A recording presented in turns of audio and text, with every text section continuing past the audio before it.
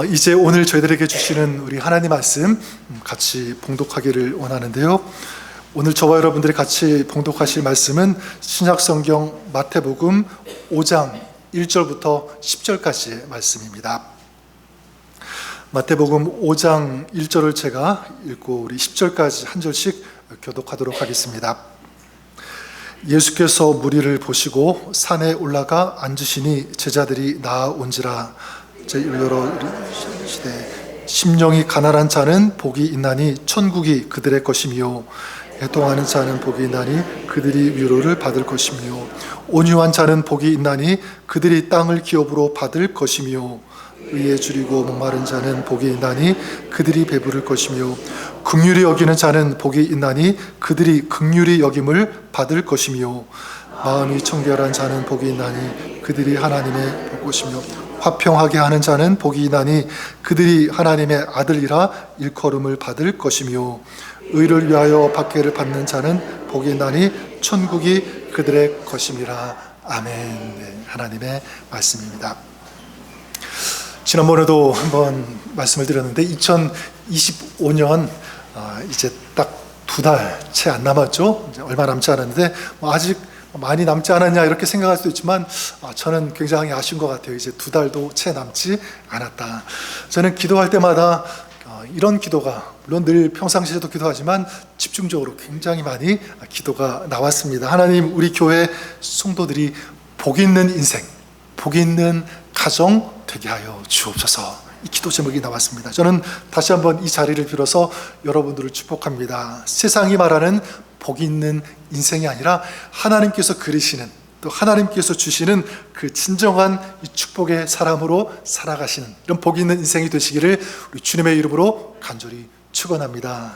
자, 그러면 어떤 사람이 진정 복 있는 사람, 복 있는 인생이라고 할 수 있는가? 저는 이 질문에 대해서 며칠 동안, 한 3주 됐나요? 계속 생각이 나고 떠오른 그 말씀이 있었는데 바로 오늘 우리가 읽은 마태복음 5장 이 말씀입니다. 예수님을 따르는 사람들에게 어떻게 살아야 되는지에 대한 이 삶의 신앙의 지침을 가르쳐주는 그런 말씀들 아니겠습니까? 그래서 산 위에서 가르침을 주셨다고 해서 산상수훈으로 잘 알려진 그런 본문이기도 합니다. 근데 가장 먼저 주시는 그 말씀이 무엇입니까? 이 산상수훈에서 팔복이죠. 8가지 복, 이런 사람들이 복이 있다 이렇게 말씀하세요. 이걸 통해서 우리가 알 수 있는 것은 뭐냐면 하나님께서는, 우리 주님께서는 우리가 행복하기를 원하신다라는 것을 보게 됩니다. 그래서 주님께서는 우리가 행복하고 행복한 삶을 살 수 있도록 이런 영적인 지침을 주고 계시는 거예요. 자, 그러면 여러분, 오늘 말씀 보니까 팔복 중에서 첫 번째, 어떤 사람이 복이 있다라고 말씀하고 있습니까? 첫 번째가 무엇이죠? 심령이 가난한 자는 복이 있나니. 자, 이 말씀이 가장 먼저 나오고 그 다음에 애통하는 자, 온유한 자, 의에 줄이고 목마른 사람, 자, 이런 사람들이 복이 있다 이렇게 말씀하고 계세요. 여러분, 이런 사람들이 복이 있다. 순간 여러분 얼굴을 보니까 조금 이상하게 느끼시고 이건 아닌데 이렇게 생각하시는 분들이 아마 있을 것 같습니다. 가난한 자가 복이 있다. 여기에 복이라는 단어 대신에 비극이라는 단어가 들어가는 것이 맞지 않는가 이렇게 생각할 수도 있죠. 어떻게 가난한 것이 복이 될 수가 있는가? 사실 복이 있다면 자기가 갖고 싶은 것을 다 가졌을 때, 내가 원하는 자리, 그 위치에 올라갔을 때, 그리고 어떤 사람들이 갖고 있지 않은 어떤 능력, 힘을 내가 가졌을 때, 이게 복이 있다라고 해야 되는 것 아닌가? 자, 그런데 어떻게 가난한 것이, 어떻게 없는 것이 복이 있다라고 할 수 있는가라는 거죠. 맞아요, 여러분. 세상 기준으로 볼 때, 상식적으로 볼 때 그것이 틀리지 않습니다. 그래서 많은 사람들이 이 땅에서의 어떤 기준으로서의 행복, 자, 이런 것을 추구하는 거죠. 자, 그런데 성경은요, 그렇게 보지 않습니다. 대표적으로 우리 솔로몬 같은 경우 생각해 보시면, 솔로몬은요, 어떻게 보면 그 세상의 기준으로 보면 가장 복 있는 사람이 솔로몬이 되어야 되는 거예요. 왜 그렇죠? 메시아 혈통, 다윗의 왕조 혈통으로 태어나지 않았습니까? 그리고 솔로몬이 살았던 그 궁전, 최고의 가장 크고 화려한 그런 궁전에서 살았기 때문에 재물과 보물이 얼마나 많았는지 성경은요, 그의 은이 길가에 돌멩이처럼 흔했다. 그냥 걸리는 게 금, 걸리는 게 은, 이 정도. 그리고 진수성찬의 음식을 먹었죠. 마구간에는 수천 필에 되는 어떤 그런 말들이 있었고, 그리고 사람들이 부러워할 만한 지혜도 가지고 있었던 거예요. 그러니까 솔로몬은 모든 것을 가졌고 정말 부족함이 하나도 없는 그런 사람이었던 거죠. 세상의 기준으로 본다면 이렇게 솔로몬은 한없이 행복한 그런 사람이어야 했는데, 그런데 솔로몬이 전도서 1장 2절에 이렇게 고백해요. 뭐라고 고백하냐면 헛되고 헛되며 헛되고 헛되니 모든 것이 헛되도다. 모든 것이 헛되도다. 헛되다, 이 말은요, 어떤 뜻이냐면 공허하다라는 뜻이에요. 공허하다, 그리고 텅텅 비었다. 이게 무슨 되는 말 아닙니까? 모든 것 다 가졌는데 공허하대요. 텅텅 비었대요. 근데 사실 정확하게 보고 있는 것입니다. 최근 그 수요 예배 때 요한계시록 7 교회에게 주시는 그 주님의 말씀을 쭉 같이 나누고 있는데, 앞으로 보겠지만 라오디게아 교회 같은 경우에 그 라오디게아 교회를 책망하시는데 그들이 스스로 뭐라고 생각했냐면 우리는 부족한 것이 아무것도 없다. 그렇기 때문에 우리는 부자다. 이렇게 생각을 했어요. 그렇게 고백을 합니다. 자, 그런데 그런 교회를 향해서, 그런 사람들을 향해서 주님께서는 뭐라고 말씀하시냐면 이렇게 말씀하세요. 내 곤고한 것과 너 가련한 것과 가난한 것, 눈먼 것, 벌거 벗은 것을 네가 알지 못하는도다. 완전히 반대죠. 우리는 다 채워졌다, 부족함이 없다라고 생각하고 있는데 주님은 다 벗었다, 아무것도 없다, 가난하다, 너희가 그것을 알지 못하느냐, 이렇게 말씀하시는 거예요. 여러분, 이걸 통해서 볼 때 복음은요, 세상의 논리와 다르다는 것을 알 수가 있습니다. 어떻게 보면 복음은요, 이 세상의 논리를 뒤집어요. 반대로. 그래서 복음은 역설이다라는 말 제가 가끔씩 하게 되는데, 마태복음 23장 12절에 누구든지 자기를 높이는 자는 낮아지고 자기를 낮추는 자는 어떻게 하리라? 높아지리라. 역설이죠. 고린도후서 12장 10절에도 내가 약할 그때에 곧 강함이라. 어떻게 약한 것이 강함이 될 수 있습니까? 그런데 하나님 말씀은 약한 것이 강한 것이 된다. 이 복음적인, 이 성경적인 복은요, 그러니까 세상적인 기준이 아니라 하늘나라의 가치로 정의되어지는 것이 진정한 복이라는 것을 알 수가 있습니다. 따라서 심령이 가난한 자는 복이 있나니, 진짜 복은 많은 것을 가진 데서 오는 것이 아니라 반대로 비워지는 거기에서 임하는 것, 이것이 복이라는 것입니다. 자, 그러면 우리가 한번 생각해 볼 수 있는 것은, 왜 그러면 심령이 가난한 사람이 복이 있는 사람이 될까라는 거죠. 여기에 대해서 저는 두 가지 같이 말씀을 나누고 싶은데, 첫 번째는 이것입니다.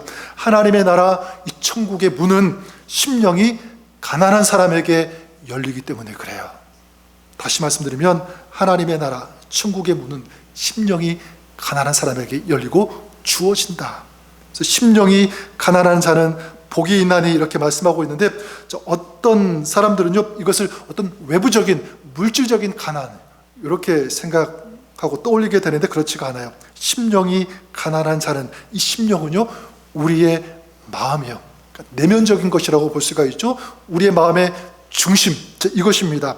그리고 가난, 이건 푸토쿠스라고 하는 단어를 사용하는데 단순 이 물질적인 가난이 아니라 완전히 파산이 되어서 아무것도 남아있지 않는 그런 상태, 그래서 누군가를 의지할 수밖에 없는 그런 마음의 그런 상태, 이게 뭐냐면 푸토코스. 그러니까 심령이 가난하다는 것은 무엇입니까? 내면이 가난한 거예요. 그러니까 누군가의 도움 없이는, 하나님의 도움 없이는 나는 한순간도 살 수가 없습니다라고 인정하는, 그렇게 느끼는 그런 상태, 이것이 심령이 가난한 거예요.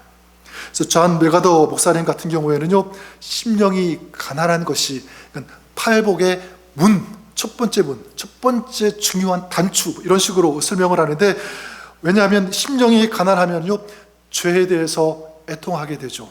온유해지고요, 그리고 의에 줄이고 긍휼히 여기는 사람이 되기 때문에 첫 번째 복, 심령이 가난한 것에 이 중점 포커스를 맞추는데, 저는 말씀 속에서 분명한 사실은 무엇이냐면, 여러분, 천국은 누구에게 주어지는 거라고요? 심령이 가난한 자에게 주어진다. 심령이 가난한 자는 복이 있나니 천국이 저희 것이며 말씀하고 있으니까.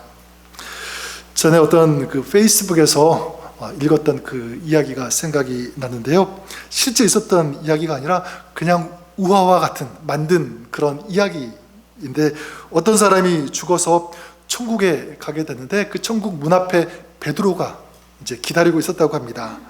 이제 베드로가 그 사람에게 뭐라고 했냐면, 천국에 들어가려면 포인트, 점수 1000점이 필요합니다, 이렇게 얘기했대요. 1000점. 그러니까 이 말을 들은 이 사람이, 나는 그래도 신앙생활 열심히 했으니까 자신 있다, 그 정도는 되겠지, 이런 생각을 가진 거예요. 근데 이제 베드로가 물어보았습니다. 자, 어디 점수 얻은 일이 있다면 한번 말해보십시오, 이렇게 얘기했더니 이제 그 사람이 베드로에게 뭐라고 했냐면, 저는 주일학교 교사하면서 30년 동안 지각 한 번도 하지 않았습니다. 자, 그랬더니 베드로가 뭐라고 했냐면, 수고하셨군요, 1점 얻었습니다. 1점. 깜짝 놀라가지고, 저는 지난 50년 우리 가정에서 우리 부부가 한 번도 싸우지 않았습니다, 그랬대요. 그랬더니 또 1점 얻으셨군요, 수고하셨습니다, 그러더래요. 그랬더니 조금 이게 뭔가 점점 긴장이 되는 거죠. 저는요, 신앙생활하면서 어려운 사람들, 힘든 사람들을 평생 동안 구제하고 도왔습니다. 그랬더니 베드로가 하는 말이, 또 1점을 획득하셨습니다. 총점 3점입니다. 그러더래요.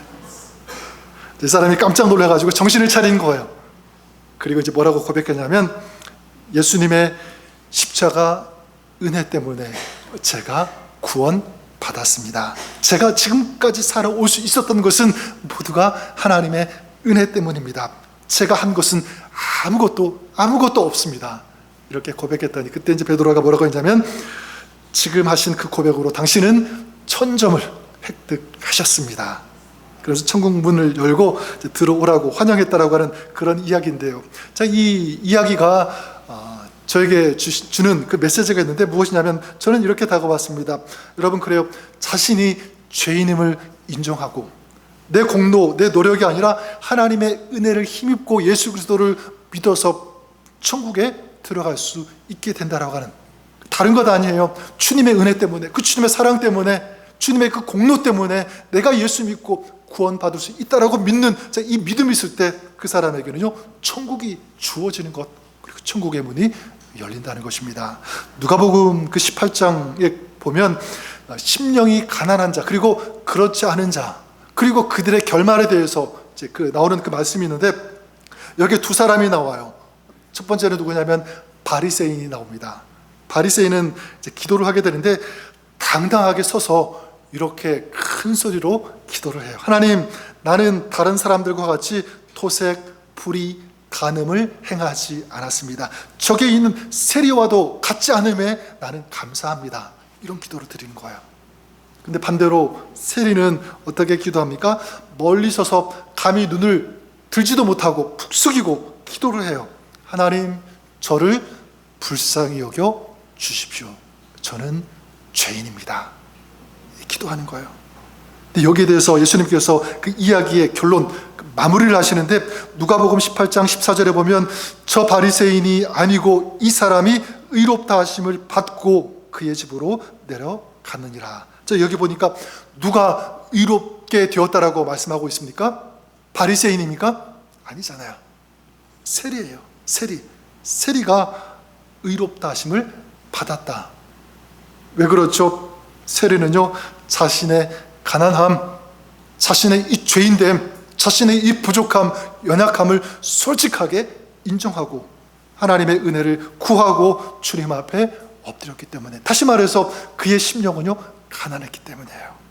누가복음 그 23장에도 보면 예수님께서 십자가에 달리셨을 때 예수님 좌우편에 두 사람이 함께 그 십자가에 달리게 되는데, 이 좌편에 있던 사람이 예수님에게 얘기를 하는데 조롱하듯이 얘기를 합니다. 뭐라고 하냐면, 네가 그리스도라면 너와 우리를 구원해보라. 네가 그리스도라면 구원해보라. 십자가에서 내려가 보라.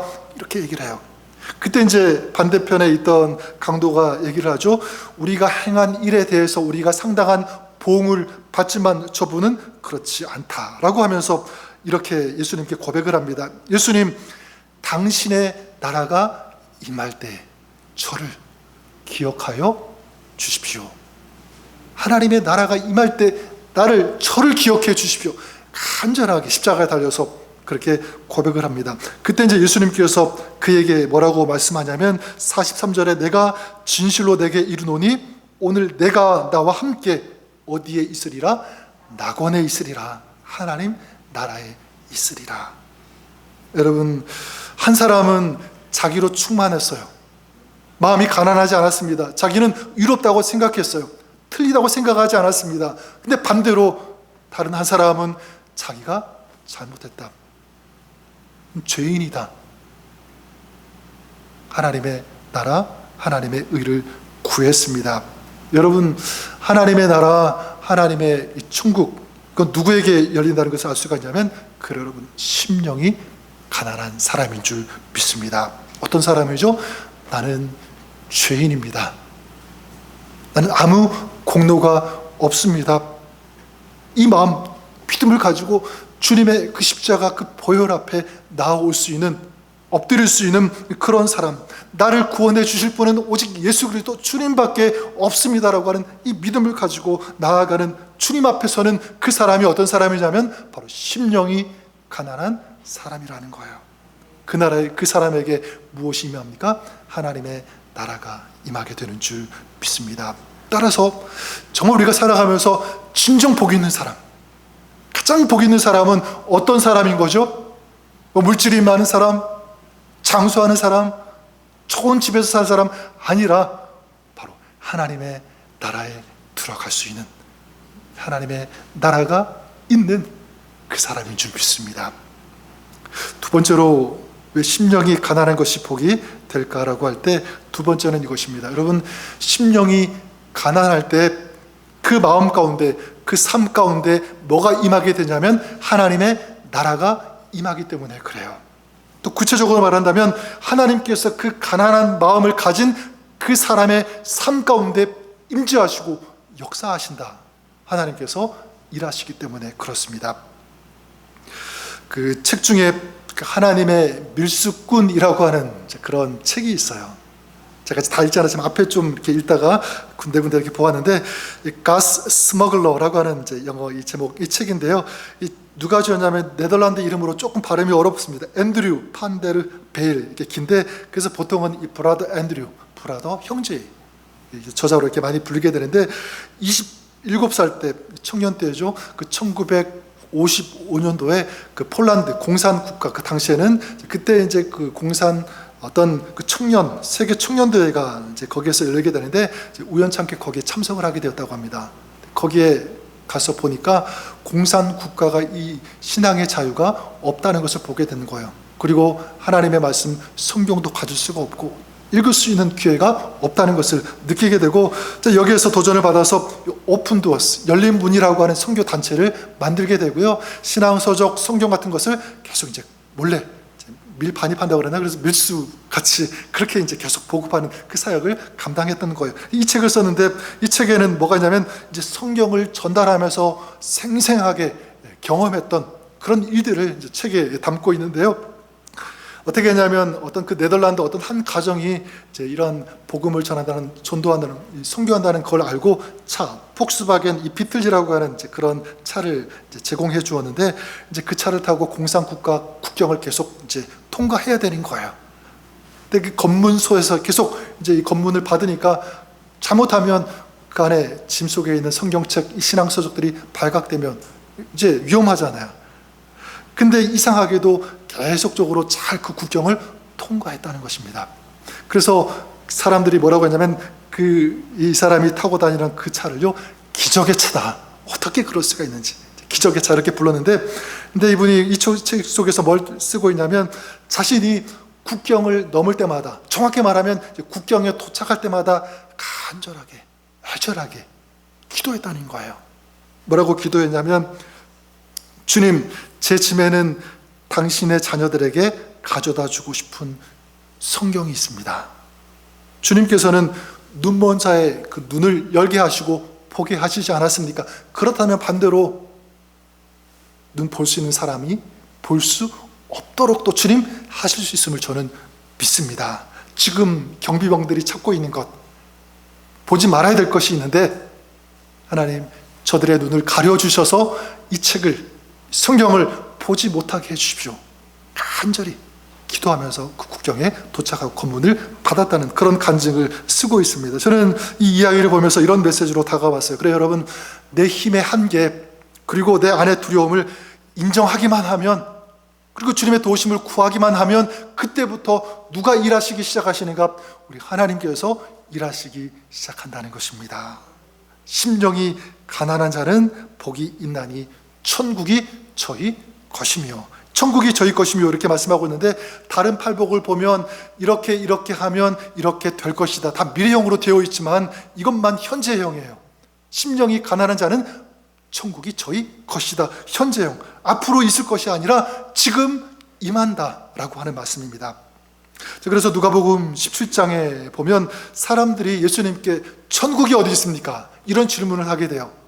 그때 예수님께서 뭐라고 대답하시냐면 21절에 여기 있다 저기 있다고도 못하리니 하나님의 나라는 너희 안에 있느니라, 이렇게 말씀하십니다. 하나님의 나라가 어디 있다고요? 너희 안에 있다. 자, 그렇다면 주님께서 우리 마음에 임재하시고 우리의 마음을 다스린다면 우리의 마음은 뭐가 되는 거예요? 천국이 되는 거예요. 그렇지 않습니까? 우리의 삶도 마찬가지죠. 나 혼자 살아가는 것처럼 보이지만 내 삶 속에 주님께서 오셔서 다스린다면 그 삶 자체가 뭐가 되는 거예요? 천국이 되는 거죠. 우리 가정도 마찬가지입니다. 천국과 같은 가정, 다른 것 아니에요. 주님께서 주가 되어주시고 주님께서 통치하시고 다스리시는 그 가정, 그 가정이 천국, 하나님 나라가 되는 줄 믿습니다. 천국은 바로 하나님께서 통치하시는 곳이니까.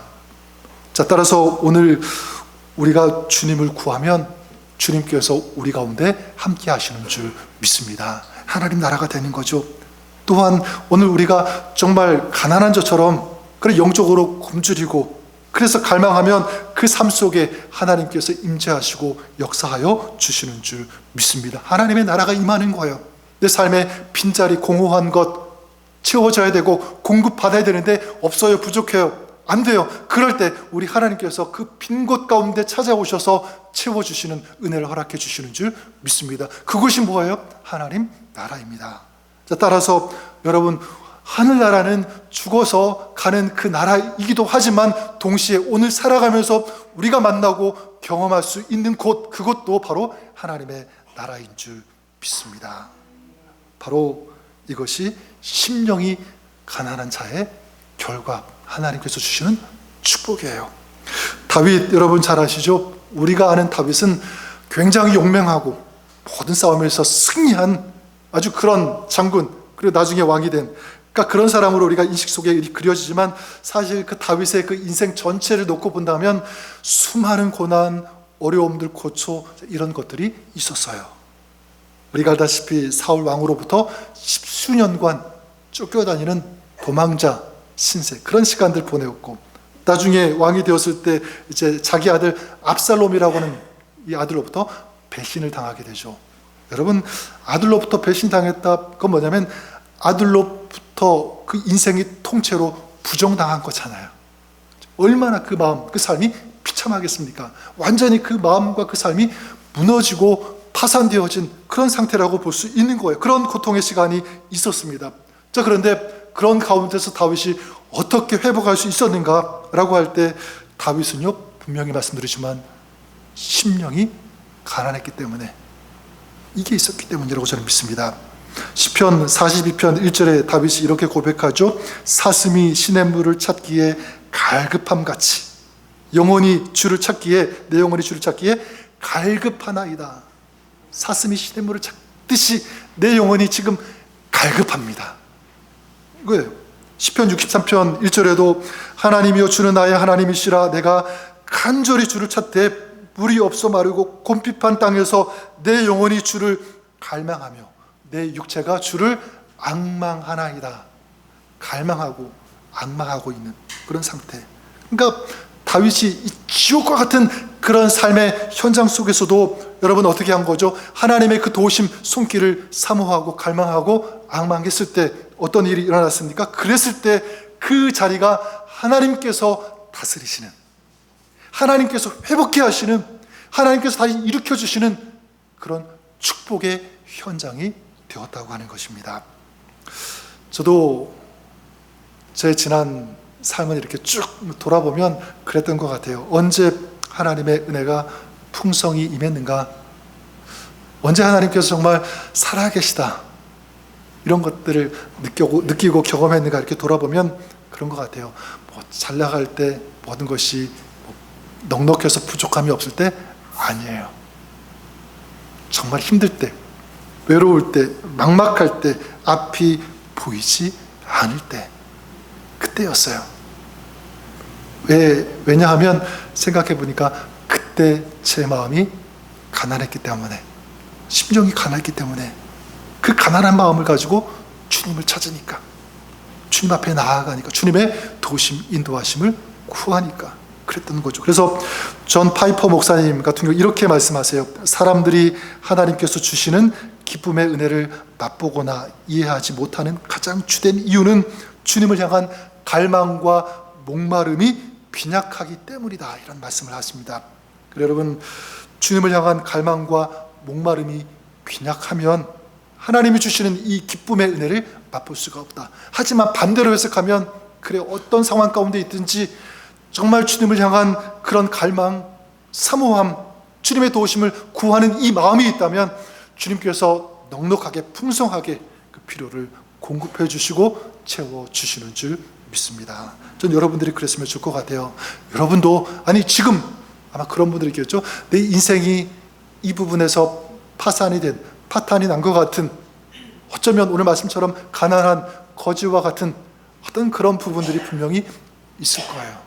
재정적인 것이든지 건강이든지 아니면 인생 전체가 그렇게 느끼는 분들도 아마 계실 수도 있을 것입니다. 어떤 경우에는 관계 때문에 또 배신당하는 어떤 그런 여러 가지 일들이 있기 때문에 그럴 수 있죠. 자, 그럴 때 목마른 사심이 시냇물을 찾듯 주님의 은혜를 구하면, 주님의 도우심을 구하면 주님께서 그 자리에서 역사하시는 줄 믿습니다.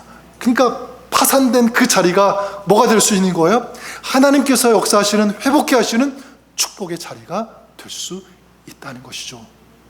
그래서 저는 신앙이 얼마나 멋있는 것인지, 그렇죠? 얼마나 능력이 되는 것인지, 우리 신앙의 삶이 정말 이런 아름다운 삶, 승리의 삶을 살아가시는 여러분들 수 있기를 우리 주님의 이름으로 간절히 축원합니다. 마지막으로 심령이 가난해지기 위해서 어떻게 해야 될까? 그냥 간단하게 이건 몇 가지 말씀드리면, 먼저 내 자신을 진단해 보는 거예요. 나의 마음은 과연 가난한가 아니면 부유한가? 여러분 어떻습니까? 가난합니까? 부유합니까? 만약 나는 괜찮다, 나는 부족함이 없다, 나는 충분히 내 혼자 힘으로도 살 수 있다, 이런 마음이 든다면, 또 이런 마음이 있다면 어떻게 하죠? 돌이키고 회개해야 되는 거예요. 아니요, 주님이 내 인생의 주인이십니다. 주님 없이는 나는 살 수가 없습니다. 주님, 저를 불쌍히 여겨 주옵소서. 그리고 또 한 가지는 구하는 거죠.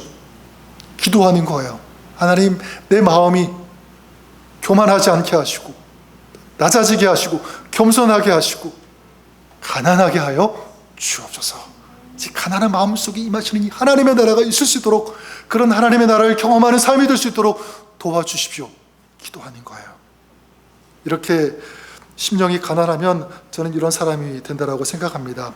심령이 가난한 사람은 자신의 지금 현재 삶의 처지, 상황 속에서 원망하거나 불평하지 않는다. 왜냐하면 심령이 가난할 때 하나님의 나라가 임하니까, 하나님의 나라를 경험할 수 있으니까 그렇죠. 또한 심령이 가난하면 전 담대할 수 있다고 믿습니다. 왜죠? 기도할 수 있으니까, 기도로 하늘의 문을 두드릴 수 있기 때문에, 그랬을 때 그 삶에 하나님의 나라가 임하니까 담대할 수 있는 것이고요. 또한 심령이 가난하면 하나님께 감사하고 찬양해야 합니다. 왜냐하면 나 같은 죄인을 구원해 주셨으니까, 하나님의 백성 삼아 주셨으니까 얼마나 감사합니까? 지금도 살아가면서 하나님의 나라, 하나님의 그 나라의 기쁨, 그 은혜, 그 능력을 경험할 수 있도록 주님께서 함께 하시니까, 우리를 위해서 일하시니까 얼마나 감사합니까? 오늘 말씀, 심령이 가난한 자는 복이 있나는, 전 여러분들 다시 한번 축복합니다. 2025년도 여러분의 삶이 이런 진정한 복 있는 삶이 될 수 있기를 주님의 이름으로 간절히 축원합니다. 그리고 여러분 평생의 삶도 심령이 가난함으로 천국을 경험하시는, 천국을 누리시는 그런 복 있는 삶, 또 여러분의 가정, 또 여러분의 자녀들이 그렇게 될 수 있기를 우리 주님의 이름으로 다시 한번 간절히 축원합니다. 한번 우리 말씀 생각하면서 먼저 우리 한번 기도하는 시간 가졌으면 좋겠는데요. 한번 겸손히 우리의 마음을 진단해보고 주님 주시는 말씀과 성령의 인도하심을 구하면서 한번 내 마음 바라보십시오. 나는 지금 정말 심령이 가난한 자인지 아니면 부유한 자인지 기도하십시오. 하나님, 제 마음 낮추어 주시고 혹시라도 교만함 이런 것들이 있다면 꺾어 주시옵소서. 가난한 마음 가운데, 그 삶 가운데 임하시는 하나님, 하나님의 나라를 보게 하시고 경험하는 하나님의 나라가 실현되는 삶 살아갈 수 있게 하여 주옵소서. 한번 이런 마음 기도 주님 앞에 올려드리면서 심령이 가난한 자 되기 위해서 한번 주님의 도우심 구하면서 같이 한번 우리 기도했으면 좋겠습니다. 같이 기도하겠습니다. 하나님 감사합니다. 하나님 아버지, 우리 마음, 우리 심령이 정말 우리 말씀처럼 가난한 자 되게 하여 주옵소서. 아버지의 마음 높아지고 아버지는 낮아지지 않고 교만했던 그런 모습들, 그런 심령 하나님 용서하여 주시고 낮추어 주시고 또 교만을 꺾어 주시기를 간절히 원합니다. 우리의 마음이, 우리도 주님의 은혜를 사모하며 갈망하며 주님의 도우심 신실하심 믿고 아버지 주님 앞에 나아가는 오늘 우리의 삶 발걸음이 되게 해주시기를 간절히 원합니다. 하나님, 이런 마음 가지고 주님 앞에 나아가는 자에게 하나님의 나라가 임하게 하시고 하나님의 나라가 실현되는 아름다운 축복이 있는 그런 삶 될 수 있도록, 그런 가정 될 수 있도록, 자녀 될 수 있도록 우리 가운데 역사하여 주옵소서. 주님 도와주시고 인도하여 주옵소서. 주님 찬양합니다. 함께해 주시니 감사합니다. 주님 받아 주옵소서. 사랑의 하나님, 오늘 말씀을 통해서 우리의 심령이 정말 가난하고 겸손한 마음으로 주님 앞에 나아가야 함을 알게 되었습니다. 정말 우리가 의지할 뿐 오직 예수 그리스도 주님의 은혜밖에 없음을 우리가 고백할 때 자비로우신 하나님, 신실하신 하나님, 우리 주님께서 우리 가운데 찾아오시고 역사하여 주시옵소서. 무너지고 파괴되어지고 파산되어진 것 같은 그런 상황일지라도 주님의 은혜를 구할 때 주님께서 그 삶에 은혜의 빛을 비추어 주시고 주님의 능력의 손으로 덮어주시며 다시 세워 주실 것을 믿습니다. 이런 하나님의 나라를 오늘도 우리 삶 속에서 경험하는 이런 진정한 축복의 삶을 살아가는 모든 지체들, 우리 성도들 되게 하여 주옵소서. 예수님의 이름으로 기도드립니다. 아멘.